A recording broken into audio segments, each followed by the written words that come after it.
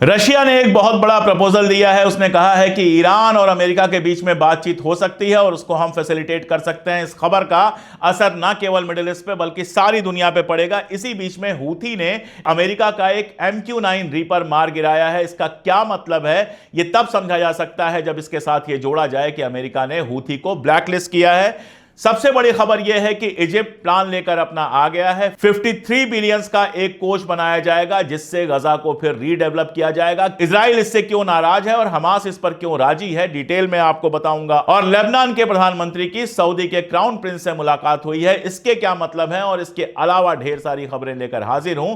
देखते रहिए पूरा वीडियो।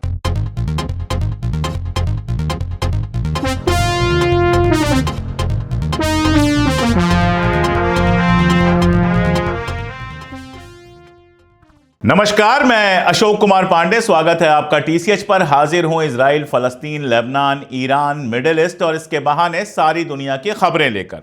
जो सबसे बड़ी खबर आ रही है वो अरब समिट की खबर है। अरब समिट हो गई है और इसमें गजा को नए सिरे से बनाने के लिए और ट्रंप का प्लान जो है गजा से लोगों को बाहर निकालने का, उसको फेल करने के लिए उसकी जगह गजा को दोबारा बसा कर वहां के लोगों को वहां ही इज्जत की जिंदगी देने के लिए $53 बिलियन का एक प्रोग्राम फाइनल किया गया है। 53 बिलियन का यह प्रोग्राम फाइनल किया गया है। अब जैसे ही यह बात बाहर आई वैसे ही तमाशा शुरू हो गया है। सबसे पहले जैसी कि उम्मीद की जा रही थी, इजराइल ने रिएक्शन दिया है और इजराइल ने इसको खारिज किया है कि हम इसको नहीं मानेंगे। अब इजराइल के खारिज करने की वजह क्या है? पैसा तो उसका खर्च हो नहीं रहा है। यह पूरा का पूरा जो $53 बिलियन आएगा, यह पूरा का पूरा अरब लीग खर्च करेगी। इसके साथ एक प्लान यह बनाया गया है कि एक कमेटी बनेगी जिसमें टेक्नोक्रेट्स होंगे, यानी इंजीनियर्स होंगे, डॉक्टर्स होंगे, ये सारे लोग होंगे। ये इस पूरे काम की देखभाल करेंगे। जंग खत्म होगी, जंग खत्म होने के बाद यह काम शुरू होगा और इस काम की देखभाल जो करेंगे वो करेंगे फलस्तीन के टेक्नोक्रेट्स। हमास को इससे बाहर रखा जाएगा। बावजूद इसके हमास ने इसको वेलकम किया है। हमास ने कहा है कि हमें कोई दिक्कत नहीं है, कम से कम गजा के लोगों के रहने का, उनके स्कूलों का, उनकी मस्जिदों का, बाकी सबका फिर से अगर डेवलपमेंट होता है और वो हमारे अंडर में नहीं भी होता है, उसमें अगर गजा के लोग शामिल होते हैं, फलस्तीन के लोग शामिल होते हैं, टेक्नोक्रेट शामिल होते हैं, ऐसे टेक्नोक्रेट शामिल होते हैं जिनका हमास से कोई लेना देना नहीं है, तो हमें कोई दिक्कत नहीं है। तो हमास ने इसके लिए रास्ता साफ कर दिया है। लेकिन इजराइल को दिक्कत है, क्योंकि इजराइल के दिमाग में तो यह खाम ख्याली चल रही है कि ट्रंप ने जो ख्वाब देखा है वहां रिविएरा बनाने का, जहां पे नेतन्याहू के साथ लेटकर वो दारू पिएगा और नंगी लड़कियों के साथ नाचेगा, वो प्रोग्राम उसके दिमाग में चल रहा है। नेतन्याहू किसी भी तरह से नहीं चाहता है कि गजा को रिकंस्ट्रक्ट किया जाए। बहाना उसने क्या बनाया? बहाना यह बनाया कि ये जो रिकंस्ट्रक्शन का प्लान है, इसमें हमास का जो हमला हमारे ऊपर 7 अक्टूबर को हुआ था और जिस तरह से हमारे लोगों को मारा गया था, उसका जिक्र नहीं है। अगर यही बात है तो जिक्र तो इस बात का भी नहीं है जिस तरह से इजराइल ने गजा के अंदर जेनोसाइड किया था। जिक्र तो दोनों का होना चाहिए। वैसे जब 7 अक्टूबर का हमला हुआ था तो चाहे सऊदी अरबिया हो, चाहे UAE हो, चाहे बहरीन हो, चाहे जॉर्डन हो, चाहे इजिप्ट हो, जिसके जो राष्ट्रपति सिसी हैं इसमें सबसे आगे लीड ले रहे हैं, इन सब ने 7 अक्टूबर की मलामत की थी। मैंने भी यहां बैठकर मलामत की थी। 7 अक्टूबर को जो कुछ हुआ था या जिस तरह की भी हिंसा होगी उसकी हम मलामत करेंगे। लेकिन 7 अक्टूबर के बाद जो इजराइल ने किया है, उसने 7 अक्टूबर को धुंधला कर दिया है। वैसे तो 7 अक्टूबर के पहले भी इजराइल इतना कुछ कर चुका है कि 7 अक्टूबर को लोग जस्टिफाई कर सकते हैं, लेकिन 7 अक्टूबर के बाद जिस तरह बच्चों से लेके, औरतों से लेके, घरों से लेके, यूनिवर्सिटीज से लेके, स्कूलों से लेके, अस्पतालों से लेके चीजों को नस्तनाबूद किया गया है, बर्बाद किया गया है, मारा गया है, लहू बहाया गया है, और आज भी जेनिन के अंदर, वेस्ट बैंक के अंदर गजा 2 करने की कोशिश की जा रही है। वहां लगातार लोगों को मारा जा रहा है। उसने तो 7 अक्टूबर को बहुत छोटा बना के रख दिया और 7 अक्टूबर पर एक रिपोर्ट आई है। पहले वो रिपोर्ट आई थी और अब एक रिपोर्ट आई है शिनबेट की। शिनबेट जो है वहां की सिक्योरिटी एजेंसी है, गवर्नमेंट की सिक्योरिटी एजेंसी है, हमारी आपकी नहीं है। पूरी तरह से ज़ायनिस्ट है, यहूदी है, इजरायलियों की है। शिनबेट ने यह कहा है कि अगर अलग तरीके से चीजों को किया गया होता, अलग तरीके से हैंडल किया गया होता, तो 7 अक्टूबर को रोका जा सकता था। और उसने कहा है कि इसमें जो गलती है वो पॉलिटिकल क्लास की है। एक पूरी थ्योरी है कि 7 अक्टूबर की जो पूरी प्लानिंग थी वो नेतन्याहू को पहले से पता थी। कोई कंफर्म नहीं कर सकता, लेकिन एक थ्योरी है, लोग कहते हैं इस बारे में, और जानबूझकर उसने 7 अक्टूबर होने दिया ताकि उसको गजा के ऊपर जेनोसाइड करने का मौका मिल सके। अब सिनबेट ने जब यह बात कही है, उनकी अपनी एजेंसी ने यह बात कही है कि 7 अक्टूबर को रोका जा सकता था, और अगर नहीं रोका गया तो यह सारा का सारा जो दोष है वो पॉलिटिकल लीडरशिप का है। तो इसका मतलब क्या होता है वो बड़ी आसानी से आप भी समझ सकते हैं। और इसके तुरंत बाद आईडीएफ के जो चीफ ऑफ स्टाफ हैं उन्होंने इस्तीफा दे दिया है। कहा यह जा रहा है कि उन्होंने इस्तीफा इस बात के लिए दिया है कि आईडीएफ के जो चीफ थे हलेवी, उन्होंने इस्तीफा दे दिया था, उनको हटा दिया गया था, उनकी जगह पर नए चीफ आ रहे थे, इसलिए इन्होंने भी इस्तीफा दे दिया है। लेकिन कहा यह भी जा रहा है कि जिस तरह से शिनबेट की रिपोर्ट आई है वो आईडीएफ को और पॉलिटिकल लीडरशिप दोनों को कटघरे में खड़ा करती है। तो पहले हलेवी ने इस्तीफा दिया, वो पद से हटे, और अब जो चीफ ऑफ स्टाफ हैं आईडीएफ के, उन्होंने भी इस्तीफा दे दिया है।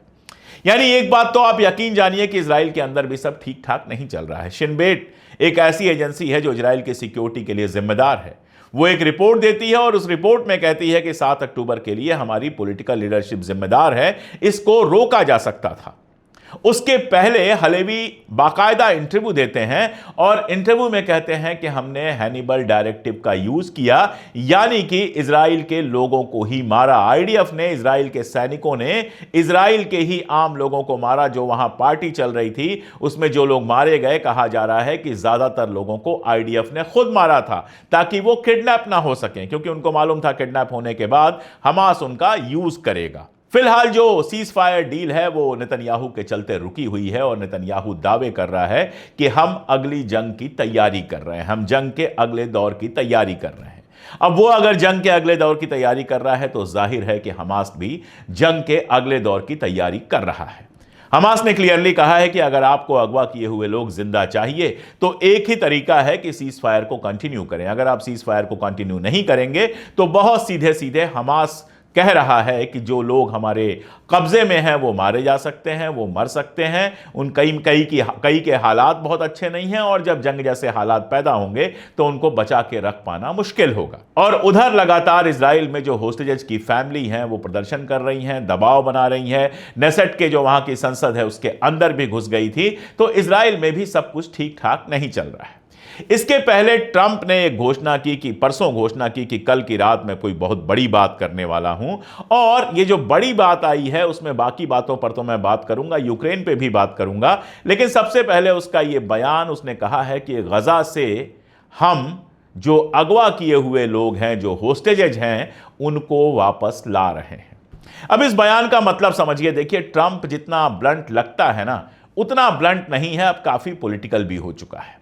इस बयान का मतलब समझिए, 3 बयानों को जोड़ लीजिए। इजराइल कह रहा है कि हम जंग के अगले स्टेज के लिए तैयार हैं। हमास का कहना है कि अगवा किए हुए लोग जिंदा आपको तभी मिलेंगे जब आप सीज फायर को आगे बढ़ाएंगे, जब आप सीज फायर को कंटिन्यू करेंगे। और ट्रंप इन सब के बीच कह रहा है कि हमारे जो होस्टेजेज हैं गजा के अंदर, हम उनको वापस लाएंगे। इन तीनों को जरा मिक्स मैच करा लीजिए, इन तीनों को जरा जोड़ के देख लीजिए। सीधे सीधे ट्रंप इशारा कर रहा है कि सीज फायर अगले स्टेज में जाएगा। बाकी वो बातें कितना भी करता रहे, वो कहे कि इजराइल जो करेगा हम उसमें साथ में है, सब कुछ है। आप याद रखिए कि सीज फायर ऐसे ही नहीं हो गया था। नेतन्याहू तब भी सीज फायर के लिए तैयार नहीं था। विटकाफ आया और विटकाफ ने कहा कि नेतन्याहू से मुझे अभी मिलना है। शनिवार का दिन था, कोई धार्मिक प्रोग्राम था, कहा गया नेतन्याहू उसमें बिजी है। विटकाफ ने कहा मुझे इससे कोई मतलब नहीं, मुझे नेतन्याहू से अभी मिलना है। और सारा प्रोग्राम छोड़कर नेतन्याहू भागा हुआ आया और विटकाफ ने उससे कहा कि तुरंत सीज फायर करो। और जो नेतन्याहू पिछले 6 महीनों से सीज फायर को लटका रहा था, उसने उन्हीं शर्तों पर सीज फायर किया जो 6 महीने पहले तय हो चुकी थी। ये याद दिलाना आपको इसलिए जरूरी था कि ट्रंप अगर कह रहा है कि हमें गजा से होस्टेजेस को वापस ले आना है, इसका एक इशारा यह भी हो सकता है कि वो ये कह रहा है कि सीज फायर को कंटिन्यू करना होगा। यहां एक और फैक्ट जोड़ लीजिए, विटकाफ इजराइल आने वाला था। इसके पहले जो सार हैं इनके रक्षा मंत्री, वो अमेरिका में गए थे और वहां से कोई बड़ा बयान नहीं आया था। विटकाफ ने इजराइल आने का प्रोग्राम फिलहाल कैंसिल किया हुआ है और कहा यह जा रहा है कि शायद वो अगले हफ्ते आएगा। मेरी अंडरस्टैंडिंग यह है कि अमेरिका में मीटिंग चल रही है कि सीज फायर को अगले स्टेज में कैसे ले जाया जाए। कौन सी शर्तें जोड़ी और घटाई जाएं, क्या किया जाए कि सीज़फायर अगले स्टेज में जाए। जब वहां चीजें फाइनल हो जाएंगी, विटकाफ एक प्रपोजल के साथ आएगा, और प्रपोजल नहीं, ऑर्डर के साथ आएगा। जब आप किसी के ऊपर इतना डिपेंडेंट हो जाते हैं कि बिना उसके हथियार के एक कदम ना चल पाए, तो भले आपने अरबों झोंका हुआ है अमेरिका के अंदर, भले आपने अमेरिका के तमाम सेनेटर्स को और बाकी सबको खरीदा हुआ है, लेकिन उसके बावजूद भी ट्रंप इतना बेवकूफ नहीं है। ट्रंप अपनी चालें बहुत सोच लिया गया। खैर, मैं बात कर रहा था ट्रंप की। ट्रंप का यूक्रेन को लेकर जो पूरा रवैया है वो बहुत मजेदार है। यूक्रेन के राष्ट्रपति ने जो नाटक किया, या जो नाटक हुआ, उसमें अकेला वही शामिल नहीं था, ट्रंप और जो उपराष्ट्रपति हैं वो भी शामिल थे। तो ये जो नाटक हुआ वो टीवी पर सबने देखा, और उसके बाद हिंदुस्तान में सारे लोग उछलने लगे, जेलेंस्की को हीरो बनाने लगे। बहुत सारे हमारे पत्रकार जो टीवी चैनलों पर हैं, इंटरनेशनली घूमते रहते हैं और उनको लगता है कि वो इंटरनेशनल एक्सपर्ट हैं, वो भी बहुत सारा ज्ञान जेलेंस्की को लेके देने लगे। आपके सामने जो मैं अखबार की कटिंग लगा रहा हूं वो कीव टाइम्स की है। यूक्रेन का अपना अखबार है और सरकार के सपोर्ट वाला अखबार है। उसकी खबर पढ़ लीजिए। कह ये रहा है वो कि यूक्रेन की संसद ने ट्रंप को शुक्रिया कहा है। सोचिए, अगर वो जेलेंस्की के पीछे खड़े होते तो इस बेइज्जती के बाद ट्रंप के बारे में उल्टा सीधा कहते, लेकिन उन्होंने कहा कि हम ट्रंप के साथ खड़े हैं, हम ट्रंप को मुबारकबाद दे रहे हैं, हम ट्रंप का शुक्रिया अदा कर रहे हैं। और तुरंत जेलेंस्की के भी सारे के सारे सुर बदल गए। वो यूरोप गया था जहां पे मीटिंग होनी थी, उसमें यूरोप के कुछ मुल्क थे, नाटो के कुछ मुल्क थे, टर्की वगैरह, सारी बातचीत हो गई, कुछ निकल के नहीं आया। और अब वो कह रहा है कि हम भी पीस चाहते हैं।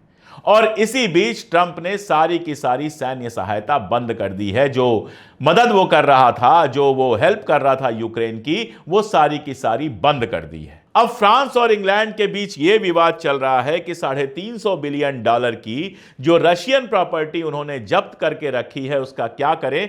क्या उसको बेचकर अमेरिका से हथियार खरीदें, अमेरिका के हथियार का पेमेंट करें। विवाद यह है कि अगर वो रशियन प्रॉपर्टी जो यूरोप के अलग अलग जगहों पर है, खासतौर पर इंग्लैंड और फ्रांस में है, उसको बेच देते हैं, इसका असर यह होगा कि बाकी मुल्क जिन्होंने अपनी प्रॉपर्टी वहां पर रखी है वो वहां से प्रॉपर्टी हटाना शुरू कर देंगे, क्योंकि उनके समझ में आ जाएगा कि ये कभी भी जब्त करके बेच सकते हैं, और ये फ्रांस और यूके के लिए अच्छा नहीं होगा। तो ये जब्त की हुई संपत्ति का क्या होगा नहीं पता। अब एक और मजेदार बात, आज की बहुत बड़ी खबर। अभी तक आप सुन रहे थे कि अमेरिका कह रहा था कि यूक्रेन और रशिया के बीच में अगर बातचीत होती है तो हम उसको मीडिएट करने के लिए, उसमें दखल देने के लिए, उसको फैसिलिटेट करने के लिए तैयार है। अब रशिया ने कहा है कि अगर ईरान और अमेरिका के बीच बातचीत होती है तो हम उसमें मदद करने को तैयार हैं। यह बहुत बड़ी खबर है। यह एक ऐसी खबर है जो पूरी दुनिया के इक्वेशंस को हिला डुला सकती है। आपको याद होगा कि मैंने एक सवाल उठाया था, और बहुत सारे लोग, वो मेरा सवाल नहीं था, बहुत सारे लोगों का सवाल था कि कहीं ऐसा तो नहीं कि रशिया ईरान को डिच करने जा रहा है, धोखा देने जा रहा है, यानी रशिया और अमेरिका की दोस्ती हो गई और उसके बाद ईरान को अकेला छोड़ दिया गया। इस खबर से यह पता चलता है कि रशिया इस बात को समझ रहा है कि ईरान का मिडिल ईस्ट में होना उसके लिए कितना जरूरी है, खासतौर पर तब जब सीरिया से लगभग उसको हटा दिया गया है। सीरिया में उसकी थोड़ी सी फौज बची हुई है और मिडिल ईस्ट में पैर रखने के लिए उसके पास फिलहाल कोई जगह नहीं है। ऐसा मत समझिए कि इमदाद अगर वो भेज रहा है ईरान को तो सिर्फ ईरान की गर्ज है। इंटरनेशनल पॉलिटिक्स में ऐसा नहीं होता है। इंटरनेशनल पॉलिटिक्स में इस हाथ लो और उस हाथ दो होता है। अगर रशिया ईरान के लिए इंपॉर्टेंट है तो ईरान भी रशिया के लिए इंपॉर्टेंट है, क्योंकि वो एक बड़ी जगह देता है रशिया को पैर रखने के लिए और रशिया के लिए बहुत सारी सप्लाईज तय करता है। तो रशिया ने यह प्रस्ताव रखा है कि अगर ईरान और अमेरिका के बीच में बातचीत होती है तो हम मदद करने के लिए तैयार हैं। अब जस्ट कल्पना करके देखिए कि अमेरिका और ईरान के बीच बातचीत होती है, कोई समझौता हो जाता है नेतन्याहू के लिए, इससे बड़ा झटका कोई नहीं होगा।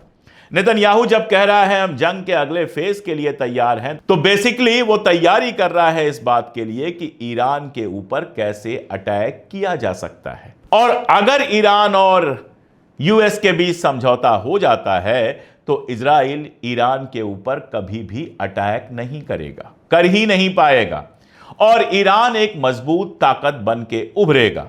अभी फिलहाल यह हो रहा है कि सऊदी अरबिया ईरान की जगह मिडिल ईस्ट का सबसे मजबूत ताकत बनता हुआ दिखाई दे रहा है। यही वजह है कि लेबनान के जो राष्ट्रपति थे वो अभी गए थे सऊदी अरबिया और वहां पर एमबीएस वगैरह के साथ उनकी तस्वीरें आई हैं और खबर यह आ रही है कि लेबनान और सऊदी अरबिया के बीच रिश्ते अच्छे किए जाएंगे। उधर इजिप्ट भी एक मजबूत ताकत है। कुछ दिन पहले की खबर थी, मैंने आपको बताया भी था कि हलेवी ने, जो आईडीएफ के चीफ थे, उन्होंने कहा है कि इजिप्ट के साथ जंग मुश्किल होगी क्योंकि इजिप्ट के पास हथियार, गोला बारूद जो हैं वो काफी ज्यादा हैं। इजिप्ट के साथ इजराइल का समझौता है, लेकिन बीच में इस तरह की स्थितियां दिख रही थी कि सिनाई में इजिप्ट तैयारी करता हुआ दिख रहा था। अभी जो प्रपोजल आया है, जिसकी मैंने बात की है, 53 बिलियन वाला जो प्रपोजल आया है, उसको इजराइल ने ठुकराया है। ठीक है, बातें की जा सकती हैं, लेकिन सीधे इजिप्ट से पंगा लेने की कोशिश वो भी नहीं करेगा क्योंकि इजिप्ट और अमेरिका के रिश्ते भी बहुत अच्छे हैं और अमेरिका इजिप्ट से रिश्ते खराब नहीं करना चाहेगा, नंबर 1। और दूसरा, अगर इजिप्ट के खिलाफ अमेरिका मदद नहीं करता है तो इजराइल के लिए इजिप्ट और ईरान और लेबनान और हमास और हूथी सबसे एक साथ लड़ना आसान नहीं होगा। हूथी की बात आई है तो यह खबर बता दूं कि अमेरिका का एक और MQ-9 रीपर जो है वो हूथी ने मार गिराया है। अमेरिका दावा कर रहा है कि यमन के पास वो हमारे रडार से गायब हो गया और हूथी का कहना है कि हमने उसे मार गिराया। तो जो हूथी के ऊपर वाया सऊदी अरब लगातार प्रेशर बनाने की कोशिश की जा रही है, हूथी अपने तरीके से उसका जवाब दे रहा है। अभी अमेरिका ने हूथी को फिर से ब्लैकलिस्ट किया था और मुझे लगता है कि यह जो हमला है, इसके पहले भी एक MQ-9 रीपर मारने की कोशिश की गई थी, उस समय फेल हो गया था और आज कहा जा रहा है कि MQ-9 रीपर को गिराने में हूथी कामयाब हो गया है। तो मुझे लगता है ये जो हमला है वो सऊदी अरब को भी जवाब है और अमेरिका को भी जवाब है कि आप ब्लैकलिस्ट कीजिए, हमारे खिलाफ लड़ाई लड़िए, हम भी लड़ने को तैयार हैं। अभी फिलहाल रेड सी को हमने फ्री छोड़ा हुआ है, लेकिन कल को रेड सी पर भी हमला हो सकता है। तो मिडिल ईस्ट की अभी कंडीशन बहुत मजेदार हो गई है। पॉलिटिक्स से लेकर सारी चीजें बहुत तेज चल रही हैं। इजराइल कह रहा है हम जंग की तैयारी कर रहे हैं, इजिप्ट एक नया प्रपोजल लेके आया है, अमेरिका कह रहा है कि होस्टेजेस को वापस ले आना है। तो अगले 2-5 दिन में यह सारा कुछ क्लियर होगा कि ट्रंप के कहने का असल मतलब क्या है। यह क्लियर होगा कि क्या वाकई अमेरिका और ईरान के बीच कोई ऐसी बातचीत हो सकती है जिसमें रशिया मीडिएटर हो। और तीसरा, यह क्लियर होगा कि सऊदी अरबिया और ईरान अपने आप को जो वहां मजबूत करने की लगातार कोशिश कर रहे हैं, उसमें कौन कामयाब होता है और कौन कामयाब नहीं होता है, या फिर दोनों के बीच में एक तरह का पावर बैलेंस, शक्ति संतुलन बनता है, जो बहुत बुरी स्थिति नहीं होगी, मेरे ख्याल से अच्छी स्थिति ही होगी। तो आज के लिए इतना ही। आगे जैसे जैसे होगा मैं लगातार अपडेट करता रहूंगा। जुड़े रहिए हमारे साथ, देखते रहिए हमारे वीडियो, हमारी ताकत बनिए, मेंबरशिप लीजिए, जुड़िए हमारे साथ। आप हमारी ताकत बनेंगे तो पूरी मेहनत, पूरी ताकत, पूरी हिम्मत और पूरी ईमानदारी से हम लगातार खबरें भी अपडेट करते रहेंगे और दुनिया भर की गोदी मीडिया जो झूठ फैलाती है उसका सच भी आपको बताते रहेंगे। बहुत शुक्रिया।